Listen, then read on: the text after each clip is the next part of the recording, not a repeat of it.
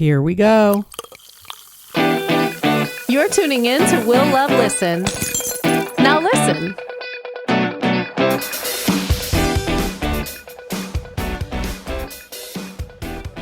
Just so you know, I have to say this every interview. This tacky kitchen behind me is not mine. I'm in a hotel. So just so you know, I spare no expense at this fancy hotel. I figure that. I assume that because I know you're a busy bee right now. You just announced the 60 city tour. I mean, you have so many like things going on. So I sort of want to jump right into that. Let's do it. I feel, and like, fun fact. So Yeah. Drag Race was out for what, like 5 or 6 seasons before your season. And it was your season that made me a fan, to be honest. Well, that's a great way to start the interview. Yes. Well, it was season 6 and it was 10 whole years ago. We filmed in 2013 and then it aired in 2014, which is wild to even think about. I can't believe that much time has passed. That is freaking wild. And that's right when I started like going to like gay bars and stuff like that. And you were doing appearance at like the local one near me called Feathers. Oh, and yes.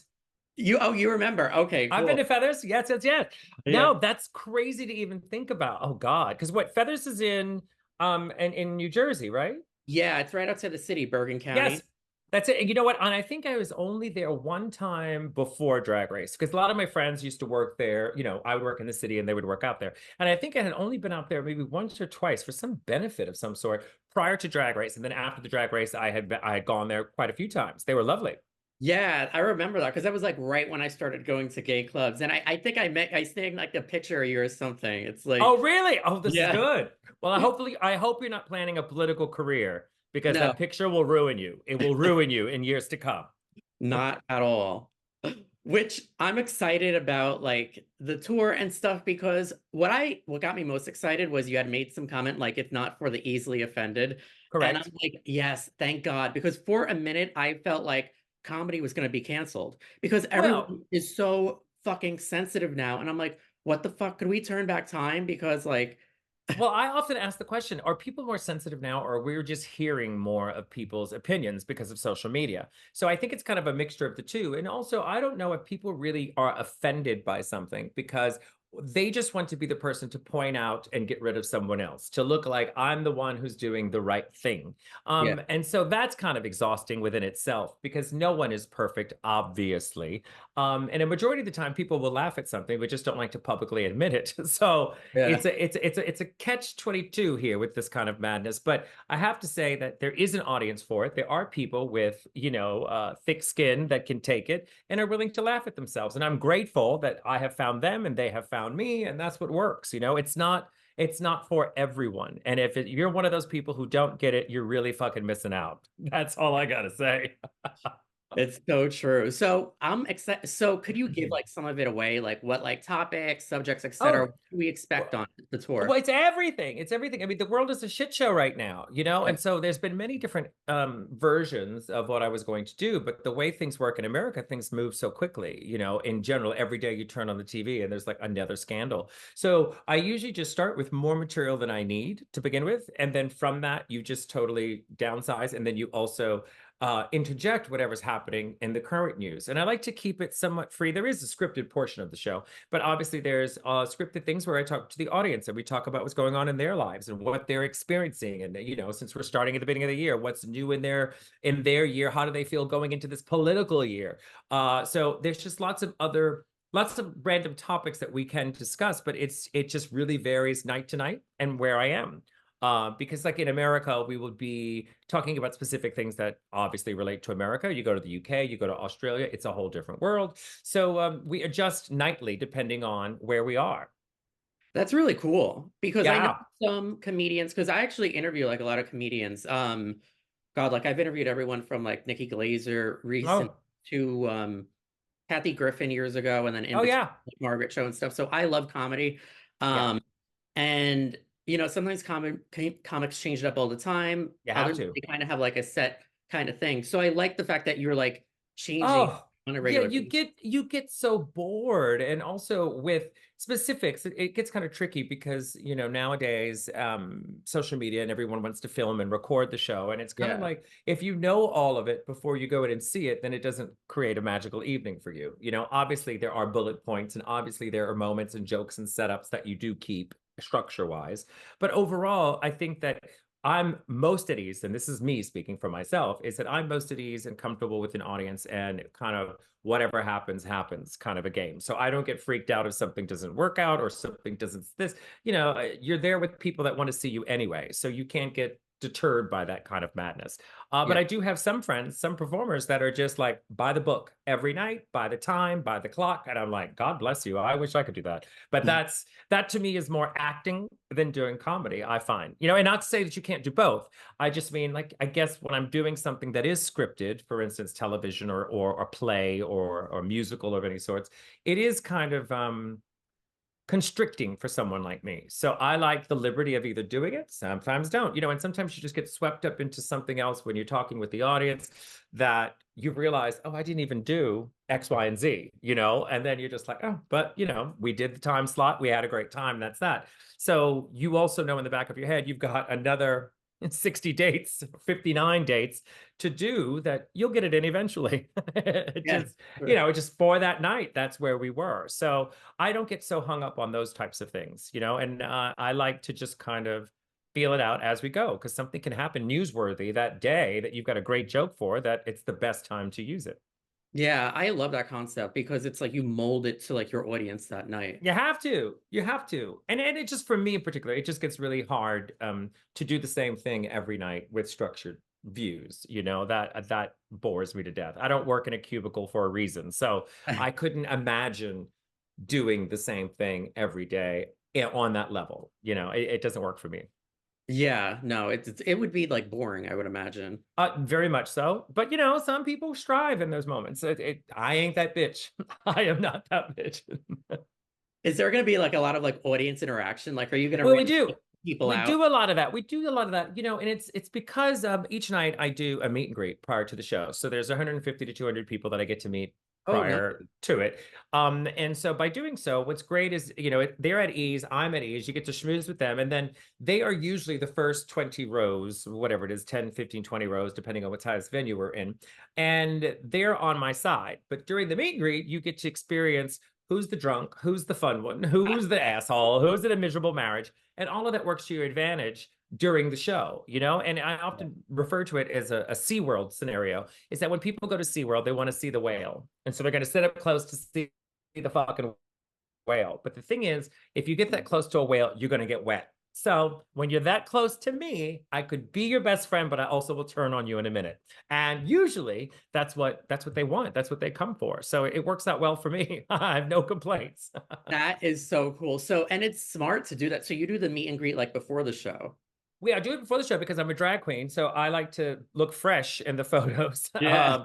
And you don't want to take pictures after the show when you're all sweaty, they're all drunk. It's not the best setup. Trying to get drunk people to stand in a line, trying to get drunk people to come over, trying to get drunk people to shut up. It does not work. I have done it and it doesn't work. So we do an earlier one, which works out so much better for me in general. That's good because then you can find out who you want to call out during the show. Totally. Or they give you too much information. I'm really shy. Please don't call on me. Red flag, red flag. So yes, it does work to my advantage at their expense. That's so cool. Is there any like location you're looking forward to visiting the most? Or Well, to be honest, I'm just excited to go everywhere. I've been off for about a year. Just in general, I had some time off. And so I'm just eager to get back on the road because the best part about it, it's not a glamorous life traveling and doing show night after night in different cities. I enjoy the idea of just getting to see people and having a live audience again. And I've been very fortunate to get to do film stuff and television stuff, but none of it compares to a live audience. So as much work as goes into it beforehand, it's like all of it is worth the payoff once you're out there with the audience. So it's just kind of mingling with people again. I had a great time with a tour right after the pandemic, which was like a big moment where I was like, you know what, this is it. You know, people were locked in their homes and it was great to be back out again. So I'm hoping that I can go back out and recapture some of that magic, you know, to get back out and stomp the grounds and make people cackle. Yeah, definitely. And I'm excited because I haven't seen you in like for a while. Like I didn't go to the tour after the pandemic. So this one's Oh, gonna be okay. fun. Oh, a hot minute. Yeah. Oh, Yeah, it's been we a got while. lots to cover. We got lots to cover. Well, Yeah, it was interesting because I didn't think you know, just life was one of those moments. And with everything going on in my life, I had been on the road consecutively since Drag Race. You know, every year I was out on the road, and this is my 6th world tour that I'm doing. And I'm saying world because we've just announced America and Canada, but we of course have other legs of the tour that will take me into 2025. So this is just the first stint of it that we're doing. And it's a commitment, you know, as I said, it's not a glamorous life and you're schlepping from city to city. So you have to find your balance. It requires lots of discipline, but in the end, it's just the payoff is the audiences, you know? So I'm just excited to get back out, rocking and rolling and work, you know? As long as I'm working, I'm happy. You know, that's it. yeah, for sure. And that's something I wanted to ask you about. Like you touched upon earlier that like your season of Drag Race was 10 years ago. Hmm. I can't even believe it's been that long. Yeah, it has. Yeah. Did you ever think that you were going to be so successful and get so much notoriety from it? Because I feel like, you know, Drag Race is almost like the gay American Idol. Yes, Because yes, yes, totally. with American Idol, there's a winner every year, but you Right. only do a few people, like Kelly Clarkson, Carrie Underwood, you know? Yeah. And I There's a feel select like, few. yeah, like that's the same thing with Drag Race, because I feel like when you think of Drag Race, you're like the first name or one of the first names that come to mind. Well, So that's a huge compliment. But you know, it's I also think that it was a different times for us. You know, the earlier seasons, we were the only franchise that was available. So therefore all eyes were on us globally, you know, because when the show came out, I was able to work in the UK, I was working in Australia, I was able to work in Asia. So I was traveling the world doing shows. And then eventually, as the show got bigger, which is amazing with for visibility, and it's amazing to have all these other franchises and all the other queens experience the magic, is that in the UK, they got their own version. So the girls of later seasons didn't necessarily have the same trip around the sun as we did. Also, we were spaced out. We had a year in between each season, which gave us a little time, whoever won that season, to build an audience. Where now it's like everywhere you look, there's a different version of the different franchise, which is great for visibility, as I said. But the downside is if you're that bitch trying to get a career, good luck, because it's so many people. And I'm a drag queen myself, as you know, and it's very hard for me to keep up with who's who, what version, what franchise, where are we? So I often tell everyone, I'm glad I did it when I did it, you know, and I'm glad I had the experience that I had, you know, because it's a different beast now, so to speak. it is, it is. And I almost feel like the structure of the show changed. Oh yeah, yeah, Like yeah. the dynamic of the show is completely different than like the OG seasons, as I like to The call OG seasons, yes. I think Willem says it best. Single digit seasons, the single it. digit Yes. seasons. Yeah. So it was a different time, and I say, you know, I'm grateful that I did it when I did it. Like how lucky to have had that experience, and the platform and the springboard for all of it is really just the tipping point. You had to the hustle is real. I hustle now more than ever, and you have to stay at it, and just stay focused on what you wanted to do. Like for me, it was literally just all I wanted to do was tour and travel and do my stand up, and that's just kind of what I've been doing. I feel like drag's become like more competitive now, like you said, because there's so many like Hmm. options, outlets, etc. And there's like a lot more drag queens in general. A lot So more drag queens, a lot of comparison. It's a lot. what are like some tips you have for someone who's trying to like make it? Well, find what you love, you know, find what you love, find what you do. They're so faceted now with drag. You know, there's people that are brilliant dancers, brilliant people that are brilliant singers in drag, people that are brilliant lip sync artists, but you know, find the avenue you want and the audience will come to you. You know, that's the ticket. Now, as far as success, you know, what really is success? You know, for me, I measure success by working. As long as I have a calendar, I'm good. Now, it can be the shittiest gig or the most elaborate gig. I've been to Carnegie Hall, and I've also been to the Ritz in New York, where there's been 2 people. So I've experienced both levels of it. But don't be afraid to take anything that comes your way. And that's the one thing that I have, because even if it's not glamorous at the moment, it makes you appreciate the better moments when they do happen. And work ethic. I think work ethic is really important. You can't be afraid of it. You can't think people are going to come knock on your door and feed you bonbons and make you feel glamorous, because there ain't nothing glamorous. Look at this hotel room. Nothing glamorous about this. So you just keep your head on and realize that the work is the payoff, and the performances are the payoff, you know, and don't get sidetracked by thinking, oh, well, she's rich and she's living. You have no idea. You have no idea what any of that madness is. But it should be about the work, truly. Yeah, yeah, good advice. Because I feel like that's probably like doing drag, you could probably get blindsided by everything else. It's very easy. I mean, we're on our phones. We're just scrolling, thinking someone else is living the glamorous life. And you're like, Yeah, it's not easy always the to tell case. Not you. always the case. Yeah. Trust, not the case. But it's also not to compare yourself to someone else, but also like seek advice. You know, if someone is someone you admire or someone that you respect that's in the business, and you know, you want to reach out to them and talk to them, I think that's a great thing to do. I've had more than one person call me and say, hey, what do you think about this? Or how do you get into that? And I'm all about giving the information. But when you're I guess scared or concerned, then you would be like, no, I'm untouchable. No, pass the advice. Why not? It doesn't kill you, you know. But I know some queens that won't. Shady bitches. Yeah, I Shady know. bitches. I think it's Yeah. all ego too. Oh, without a doubt. Without a doubt. And you know, once you established or figured out that, you know, there's always somebody younger, there's always somebody prettier, there's always somebody more talented, you can go on with your life. You can go on with your life. And I do. Did you have like a specific mentor or someone that you looked up to when you were like coming up in the industry? Not necessarily one person. I was luckily surrounded by many people, and different people that were in different fields. There were some people that were drag queens that I looked up to. There were people that were actors that I thoroughly enjoyed. There were people that were costume designers that I loved as well. So it wasn't just one person. It was just a mixture of all of those people who were very encouraging in their own way.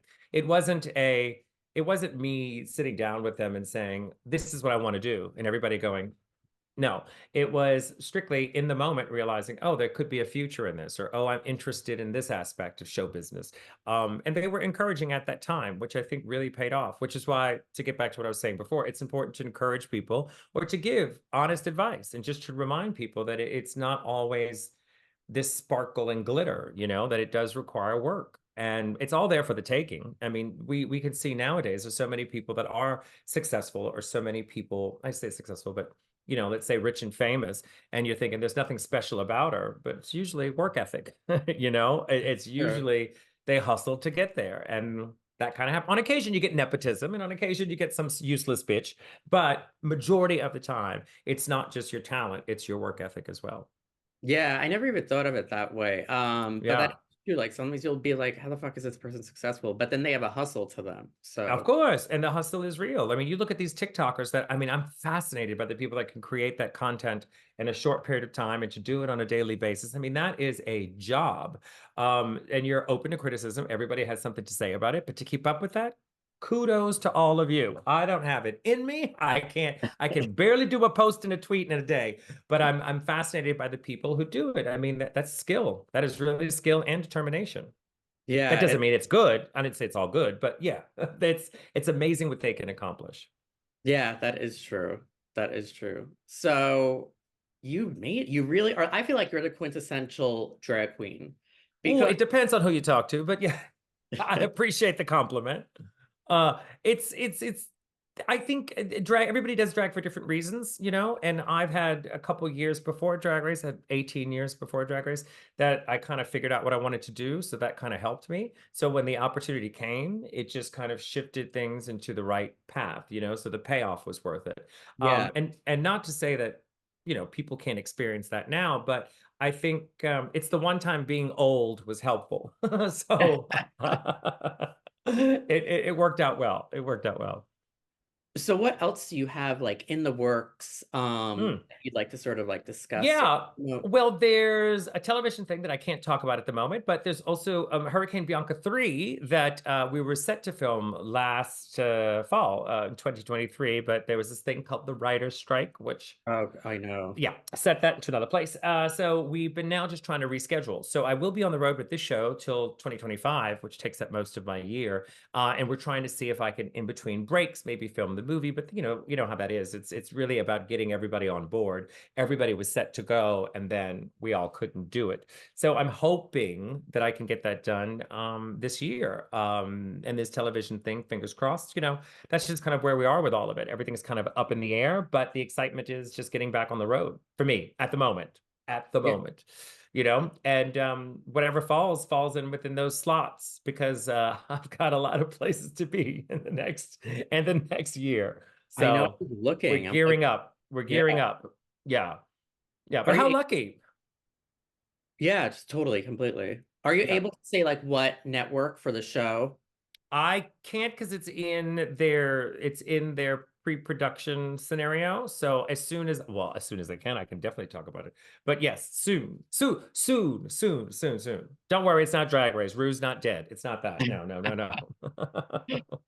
It's not Drag Race, I can tell you that. No, I figure that. Yes.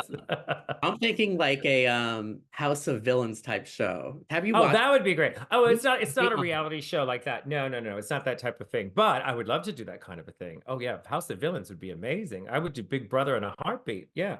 I had been asked to do, I don't know what show it was. It was something in the UK. What was that? Big Brother UK. Big Brother. Yeah, they had asked Celebrity. That's the big step. But I couldn't do it because of scheduling. So, you never know. But those type of things. Oh, being trapped in a house, being a cunt to people, I would love it. I would love it. No, I watched some of those seasons. Like there were a couple in the US, but I watched one of the UK ones. It was just that Brandy Glanville was on. It was good. They are ruthless. They are ruthless over there. Yes, I live for it. But no, it's not that type of show. But as soon as I can announce, I'll let you know. Okay. All right. Yeah. Definitely looking forward to it. Perfect. I will keep you posted. Yes, this was such a good interview. Thanks for taking the time to speak with me. Oh, thank you. I appreciate it. You caught me on a day where we're doing them back to back. So this worked out well. It really did. Well, thank you. And I will see you when I'm in Jersey, because I'm in Red Bank, or I'm in, because I know Red Bank isn't probably near you, but there's, what am I near? I'm near doing Brooklyn at the King's Theater as well. So in New York, if you wanted to come to that one, we'll make it all happen for you. Yeah, definitely. I'm looking forward to it. I'm pumped, so I'm excited. All right, babes. We'll see you then. Thank you so much. Great chatting with you. You too. Likewise. All right, babe. Bye-bye.